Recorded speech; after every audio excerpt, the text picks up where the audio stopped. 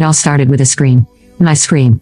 One moment I was standing on the edge of the yacht, surrounded by laughter and cheers. The next I was plummeting into the icy embrace of the sea, pushed by the man I thought I loved. The editor reminds you. Search 42,629 on the GoodNovel app to read the full story. Wonderful content continues to play. Part 2. Later that day, I found myself alone in the hospital room, the silence almost comforting after the whirlwind of confusion. I stared out the window, watching as the world outside carried on as if nothing had changed. But for me, everything was different. My mind was fractured, pieces of my past missing, and the person who claimed to be my boyfriend was a stranger. A soft knock at the door pulled me from my thoughts. I turned to see a nurse standing there, a small smile on her face. "Stella, you have a visitor," she said, stepping aside to let someone through. My heart skipped a beat when I saw him, Raleigh Landon. His dark hair was slightly tousled, his eyes warm as they met mine. He looked older than I remembered, but there was a familiarity in his presence that made me feel safe, like I could finally breathe. "Raleigh," I whispered, my voice breaking.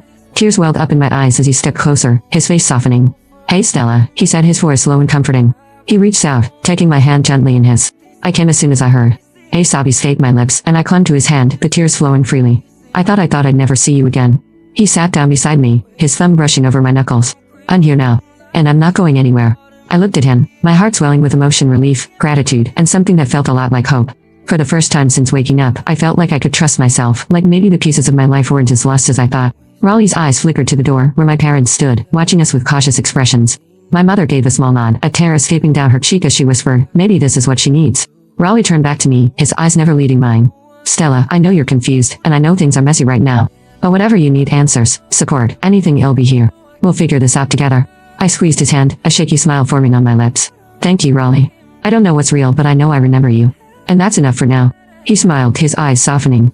"That's more than enough, Stella." As Raleigh held my hand, I felt a flicker of something in memory, a moment long forgotten, just on the edge of my consciousness. But before I could grasp it, it slipped away, leaving me with more questions than answers. Who was Raleigh really? And why did Justin's desperation feel like he was hiding something far darker than just jealousy? The truth was out there, buried beneath the surface, and I knew that finding it would be the only way to truly heal. Want to know more? Search 42,629 on the GoodNovel app to read the full story.